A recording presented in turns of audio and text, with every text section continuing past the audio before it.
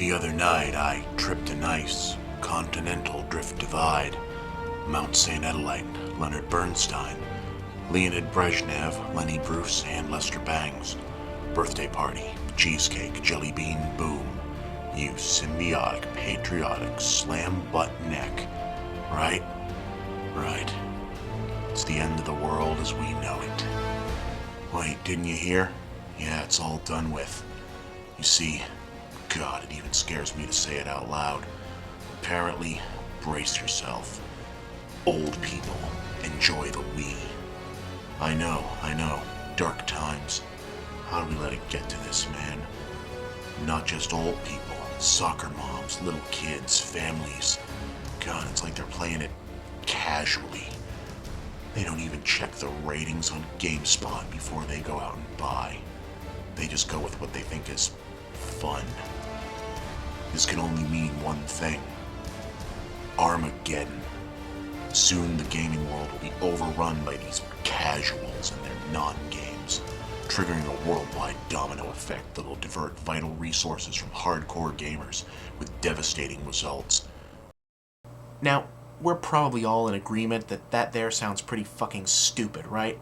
Well, humorous exaggeration aside, if you troll any given gaming message board for any length of time, that there is what you're going to be looking at. Yep, according to a disturbingly large segment of the gamer sphere, it's the end of all things because people outside the hardcore gamer set are getting into the Wii. Now, I'm a gamer just as sure as this guy's guilty, so will I be joining my brethren in the fallout shelter waiting for this whole new people thing to blow over? Sorry, fellas, but no. In fact, not only won't I be in the bunker, I'll be standing outside laughing at you because you're all being dumb shits. What makes me so confident of that? Well, you see, I remember the last time the world ended. The year was 1994. Schindler's List won a fuck ton of Oscars. A strike canceled the World Series. NAFTA started, and this chick cut a guy's dick off. In the gaming world, however, it was all about the arrival of the Sony PlayStation, the first time in gaming history that a major electronics producer looked to have a real shot at an industry that up until then was only dominated by companies that made games, and only games. The PlayStation was first conceived as a joint venture between Sony and reigning game industry powerhouse Nintendo, looking to exploit the game-making possibilities of the then revolutionary CD-ROM format. The venture went south in a dizzying spiral of backstabbing and corporate gamesmanship centered around Nintendo's surprise public abandonment of Sony at the 1989 Consumer Electronics Show.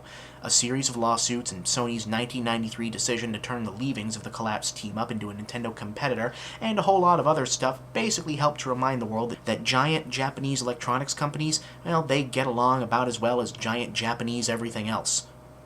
Leading up to the launch, gamers were pretty reticent about Sony, having seen previous attempts by electronics giants to enter the video game fail miserably, i.e. the Philips CDI.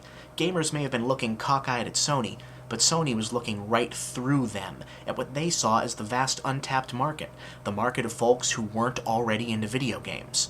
Gaming in the golden age, even at the height of it, was still largely a niche hobby of nerdcore subculture, wholly internalized, self-sustaining. Sure, you had the mass media crossover success of Mario or Sonic, and the occasional mega hit like Street Fighter II, NBA Jam, or Mortal Kombat, but to anyone just looking to poke their head in and see what the big deal was, gamer culture was a swirl of strange images and coded language, half of it in Japanese and the rest of it requiring, if not outright demanding, a pre-existing comfort with pulp sci-fi, role-playing, comic fandom, or any other geek hobby that it was correctly assumed that most of gaming's audience was already familiar with.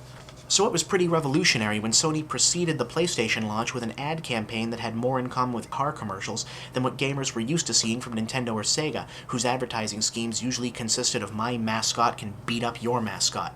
Sony's gamble wound up paying off, even though the actual games they were offering were still comfortably within the realm of the traditional game genres. The pitch to folks who might not have been big into gaming beforehand worked pretty damn well, and all us nerds had to suddenly adjust to the sight of Varsity Squad dudes turning up in the EB. It also turned out to be the perfect moment for a newcomer to enter the business side, with Sega faltering and a mismanaged Saturn, and the reliably slow-to-change Nintendo keeping coy about its next move.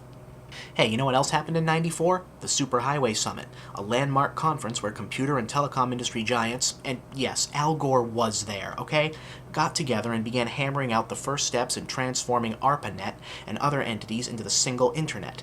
That's right, the internet as you now know it did not exist, which meant there was really no way for the nationwide gamer community to react collectively to the mounting change. But if you could have taken the pulse of the hardcore gamers then, you'd have probably found a broad trend of timid dread. Sure, gamers embraced the PlayStation in droves, but all these new people who came with it, that was another story. Gaming had been, like comic books and cult sci-fi, a refuge for nerd kind, an oasis of safe geekdom in a sea of nerd-hostile mainstream culture. Again, there was no internet, so nerds hadn't yet gained their now tremendous societal powers as the guys who can fix your stuff. Instead, we were society's nearsighted punching bags, and if you were in high school, that was quite literal.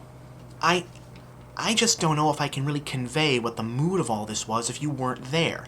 Somehow, it just didn't seem right that the jocks and the cool kids were getting into video games.